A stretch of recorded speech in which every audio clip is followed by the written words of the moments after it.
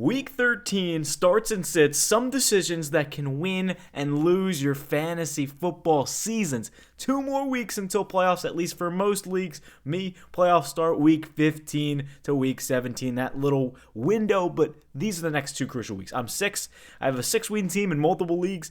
This is the 2 games I need to win to get in the playoffs. I'm sure you guys need to as well. So we have some flex plays on here. We're going to go down the list from quarterback, just players that have optimal matchups that if you do need to start a quarterback desperately, if you do need to start a running back and you have like a, backup running back like a Tyrone Tracy, here are the players that I think are going to feast their matchups. Let's start off with an interesting one. CJ Stroud off a concussion. I made a last-minute decision to sit Caleb Williams today on Black Friday for CJ Stroud. I don't know if it's going to pay off or not, and I think there's definitely other quarterback options that are better than CJ Stroud. However, looking at this decision I made, the Bears ran it for like 200 yards and like 2 touchdowns between Swift and Monangai. Now, as for a quarterback, there's a couple guys I like. I think Stroud has an optimal matchup when you look at who he's playing in the Indianapolis Colts. I also want to mention I will be at this Colts game. Obviously, we can know Stroud is, coming off a pretty serious concussion. He was pretty questionable all week. He was a full participant, but again, CJ Stroud is somebody that's going to get the job done. He hasn't done the greatest in the past few weeks, but if we take a look at the game logs and the game that he has played in, he hasn't really been terrible. He's done his job. He's had good completion. He's had good yards. And my real philosophy on this game is the Texans aren't going to have a lot of good games in terms of good games on the ground, that is. So I'm looking at the fantasy points on the right side where last time he played 22 against San Fran, they're not going to be able to run the ball. And again, hopefully he can play consistent enough football to get the job done. Let's move on to quarterback number 2 in a sneaky one, Cam Ward. Yes, it's really weird, but honestly, against the Jaguars, Cam Ward's got a very, very good matchup, and if we just take a quick look at his game log, I know stats don't tell the whole story, but he has picked it up towards the end of the season. Against the Seahawks, 23 fantasy points. Houston, he had a touchdown. The biggest thing I want to note here, 256 yards against Seattle, 194 against one of the best defenses in the league. Again, Cam Ward is finding a way to not only get first downs, use his legs. He got in the end zone rushing last week. He's going to find a way to beat the Jaguars, I think, as a sneaky upset. But as far as fantasy, Cam Ward is my DFS start of the week. If you haven't seen that video, go check out the $1 Million Maker lineup. Cam Ward's a risky start, but I think, honestly, if you need a guy and you're, like, out for the count and you started, say you had, like, Joe Flacco and somebody else, or if it's, like, a 14, 16-man league, Cam Ward is he's on most waiver wires right now. So I think you could get him. You could fill him in quick, one and done for a week. Now, Jacoby Brissett, pretty more obvious start against Tampa Bay, one of the not so great secondaries, or maybe not secondaries, but just in giving up points to quarterbacks, they have not been good. Matthew Stafford torched them last week. He threw all touchdowns. The Rams had 0 rushing touchdowns. But Jacoby Brissett gets a guy coming back in. Most likely, we will see a guy by the name of Marvin Harrison. I don't know why I couldn't put that pen to paper with my thoughts, but again, Marvin Harrison looks to be back. Michael Wilson he's been targeting him, but the real reason I like Brissett here is because Baker Mayfield's most likely going to play through this injury, and Brissett's just kind of been consistent, even against bad defenses, or good defenses, I should say, bad matchups. Cardinals are going to be playing for their lives. I mean, Jacoby Brissett is just slinging the rock right now. Him and McBride look unreal. So I love Brissett this week. There really is no legit statistical argument behind it. Justin Herbert, another one. It's a weird name because they're playing the Raiders. They're not really going to do much against them, right?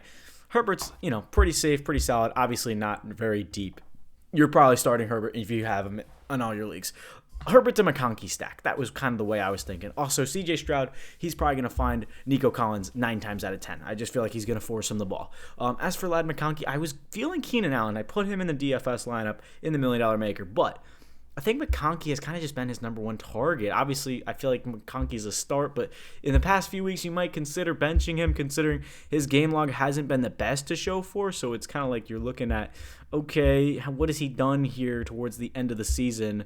4.3, do I really want to start him? You know what I'm saying? So it's like you're kind of in a little bit of a pickle here with, okay, do I risk it with Ladd? And I even think Emeka Ibuka can be considered a sit if Baker Mayfield is not playing. This is a crazy sleeper start. Get him off the waiver wire. If you've never heard of him, this is Chimere Dike. He is one of the best. He has one of the best returners in the NFL. Number 2, he's Cam Ward's number 1 target without Calvin Ridley. Again, it's been a little inconsistent in terms of his numbers because Cam Ward's still been figuring out the NFL, and he's kind of been spreading the ball around. But Dike, he's been nice, and he's found the end zone a couple times, pretty much his red zone threat. 5 catches, 40 yards, and a touchdown last week, as well as a return touchdown. The returning upside is so much, but this is a guy who reminds me of Parker Washington, similar to the Jaguars offense. This is similar to the Titans offense, and they're playing the Jaguars, so I think DK is going to have a solid 10 points. If you have nobody for your flex, go ahead and pick up DK. If you're questioning on who do I start, Kenneth Walker, Zach Charbonnet, guys that really, no offense, have not proven themselves, DK is going to be a safe, solid start. Love him as a wide receiver this week. Moving to the running backs, let's do it. RJ Harvey, again, maybe a pretty optimal start when you're looking at it, but realistically speaking, no J.K. Dobbins, one of the worst defenses in the Washington Commanders. He did not have the best efficiency last week. He had about 33 yards on the ground, not the greatest. Definitely could have been better. 8 points in fantasy, but he's going to be the full-down workhorse back. They're going to beat up on Washington. He's very explosive. He's going to take one to the house, in my personal opinion. Quick, let's move on. Jalen Waddle, another pretty easy name. They're playing the Saints. If I'm going too fast, apologies, but I feel like these are pretty obvious starts, and I think Waddle, you should have him in your lineup. Don't question it. And this is another guy I got to move into. A.D. Mitchell. Really weird one, but he had 7 targets last week. If we go ahead and look at the game log, I think he has a decent upside. Again, this is probably a last resort if you have multiple injuries or, just players that you're not sure of their matchups. A.D. Mitchell, 7 targets last week. That's really interesting numbers. So, again, they're playing the Falcons, who don't really give up a lot of chunk plays, but if Tyrod Taylor's going to sling it, he might throw A.D. a deep shot. Again, very, very risky if you do play somebody like that. I feel like there's a lot of other optimal plays. DK is my favorite, but that is the wide receiver market. There's a lot of good matchups for this week, maybe even an Olave against that Dolphins defense. But again, there's a lot of guys. Brenton Strange, somebody who I wasn't the best on last week. I was like, is he going to play that much off the injury? He is the number 1 target in this Jaguars offense. There was no question. Jacoby Myers maybe up in the air. Brian Thomas is back, but I don't care. Strange is literally getting every single target from Lawrence. 5 catches, 90 yards last week, and this might, come back to bite me, but I feel like you can't sit Brenton Strange. Breece Hall, do not question sitting Breece Hall this week. I don't, obviously, again, I know it might be a must start. I'm trying to keep these as surface level as possible, not must starts, but guys that you might be questioning. And Breece Hall is somebody you cannot question. Last 2 games, not the best numbers, but he is playing again the Falcons. And what do the Jets do more than any other team? Surprisingly, as bad as they are, they run it. They'll run it 100 times over on you. The one thing the Falcons cannot do is stop the run. The one thing they can do is drop back in the coverage and play the pass. This is a great matchup for Breece Hall, and I'm sorry that I didn't include him in the DFS video because he can run wild against this team. And I actually think the Jets upset, and one of the ways to do that is to get your number 1 ball carrier involved. Breece Hall is getting a lot of carries a game. If we just take a look, 16, 14, 21, 18, 11, and these are all games where they got beat. Baltimore, they were in. New England, they got beat. Cincy, they actually won that game, but again, it was a high-scoring game. For that, he still had 18 carries. So it's like, it's just an interesting season for Breece Hall and the Jets because they've been such an inconsistent offense. All right, last start of the week. Before we move on to sits, Jaylen Warren. It's an interesting name because you're probably thinking, do I dare start Warren? He kind of had a lucky touchdown that bailed his week out last week. And Kenneth Gainwell, if we do look at the snap percentage for the Steelers, if I could pull it up for half a second, they're pretty much splitting, Warren and Gainwell. I know it's not week 8, so I'll slide it over a little bit. But, yeah, week 12, 50% for Warren, 51% for Gainwell. Pretty even split, and honestly, I think that's pretty normal for what we're looking at. I spoiled it. I think it's pretty normal for what we're looking at for Jaylen Warren because Warren is the rushing guy. Gainwell's the receiving guy. And against the Bills, you might be down pretty early, but I think the matchup is there for Gainwell. Against a bottom rush defense, the Bills cannot stop the run. Warren is going to have 100 yards on the ground. Maybe a touchdown, plus or minus a touchdown, but I think his floor is 10. His ceiling is like 16 to 20. You got to have him in your lineup this week. Love Jaylen Warren. It's all the starts I got. It's weird because they're not really must starts, but there's a couple interesting names on there. It's going to be a weird week 13, but Parker Washington, I do like him as well. But moving on to the sits, a couple names that I have to make a couple judgment decisions on, but Tet, Aroa, McMillan, T-Mac, 6'4", had, no offense, a lucky touchdown that bailed his week out last week. The Niners played him very closely. And basically what I'm concerned with is the Rams' ability to shut down wide receiver ones. They are going to basically just double McMillan. They're just going to make Bryce Young throw it away because the Panthers don't have a lot of weapons. They have Jalen Coker and Xavier Legette. And can those guys make enough separation? So I think the Rams are going to say, let's make you beat us. And honestly, McMillan having that, game log last week, he did have 11 fantasy points. He did have 33 the week before that. I think he's going to have a dud, maybe like a 7.5. He's going to catch 3 passes for 40, 50 yards. This is not somebody I want starting in my lineup because of the inconsistent play, because of how bad the Panthers offense is. Honestly, this is going to sound crazy. I'd rather go for a Chimera DK, who I think is going to have more upside and production. Similar thing with DK Metcalf. I'm sitting DK in a lot of leagues. One, because Rodgers is back with a broken wrist. He has a broken left wrist. How mobile with a wrist injury, smart guy.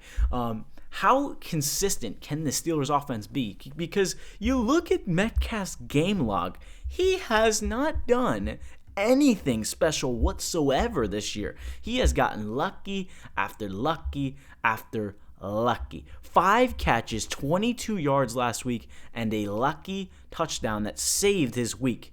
I couldn't believe it. They didn't get DK involved, especially with a backup quarterback I thought would pepper him the ball. Just keep DK on the bench. I do not trust him to do anything special this week. If you're needing somebody to step up this week, because we got the Falcons rolling into town, but it is so cold in Indiana, by the way. Total side note. But DK Metcalf is just so inconsistent right now, and I don't trust him to do his job. If you even have a Emeka Ibuka, I would consider setting him, like I said earlier, with Baker Mayfield questionable. This is just a pretty optimal week for a lot of people, and it's definitely going to be frustrating to try and figure out how to set your lineup, because I went up against Patrick Mahomes, and he killed me. Somebody you don't want to start, Brock Purdy. After last week and the 3 interceptions, it's pretty evident to me that the Browns defense is going to shut him down. I mean, it's just going to happen. So, honestly, it's going to be a snowing game. It's going to be a run. Let's run the football. Who can run it better? Christian McCaffrey, obviously a must start, but again, a tough matchup against the Browns. I don't know. Ricky Pearsall is an interesting name that pops into my head for this game. And we're going to be breaking down every single game as well in the next video. So if you want to click on that to hear my thoughts on the matchups for certain games, go ahead and look at that. DFS, anybody's interested in that, already dropped the video on that. But Brock Purdy, again, I'm out of all the quarterbacks, I like Tua.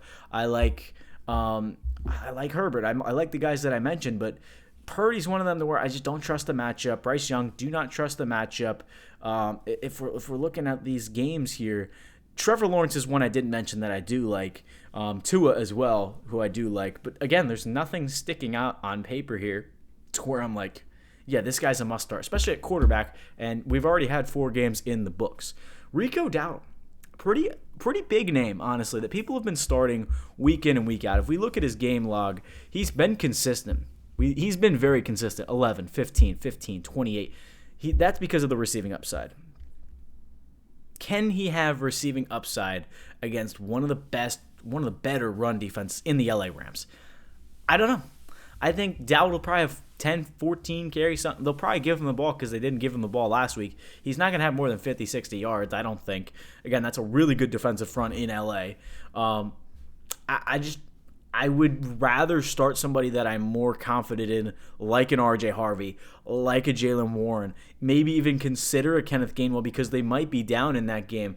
Travis Etienne I like better. Ashton Genty, I know it's a pretty obvious one, but Dowdle to me could bust this week, and I would consider leaving Panthers on your bench just because they have a terrible matchup, and it's going to be a pass-heavy game strip. So the only real reason Dowdle can salvage a good week is if he has good receiving game. Okay, Woody Marks, last name that I will mention on the sit list. I'm a Texans fan. I'll be at this game tomorrow. The one thing the Texans have struggled with all season is the run. And the one thing the Colts have been doing well all season long is stopping the run. So that's my logic with the first guy I mentioned in CJ Stroud. Start CJ. I like Dalton Schultz in your lineup. I don't even hate Jaden Higgins in your lineup. I trust Nico. I trust Schultz to get the job done because of Stroud's connection. Woody Marks has had to take over the backfield. However, he has not had sufficient enough numbers for me to be like, okay, Woody is the guy.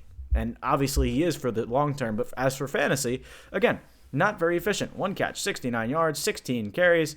Again, nothing crazy special. So I'm not too sure as to what we're looking for from Woody Marks. Hasn't had a pretty good game log, but again, somebody that could be a reliable start in the future. So those are the start and sits. If you guys want to see any of the in-depth breakdowns for just kind of the matchups that I'm going to be going over, I'm sorry I don't have any numbers with me, but hopefully it was a decent enough, quick enough, informative enough. Let me know in the comments. But thank you everyone so much for watching. These are really crucial moves that you have to make on your own, unfortunately. We'll be live on TikTok Sunday morning before the game if you want to check it out. But for the Big Z breakdown, I'm Mike Zanetti. Good luck in Week 13. Hopefully everyone makes the playoffs. Hit that sub button if you're new, and we'll see you in the next video.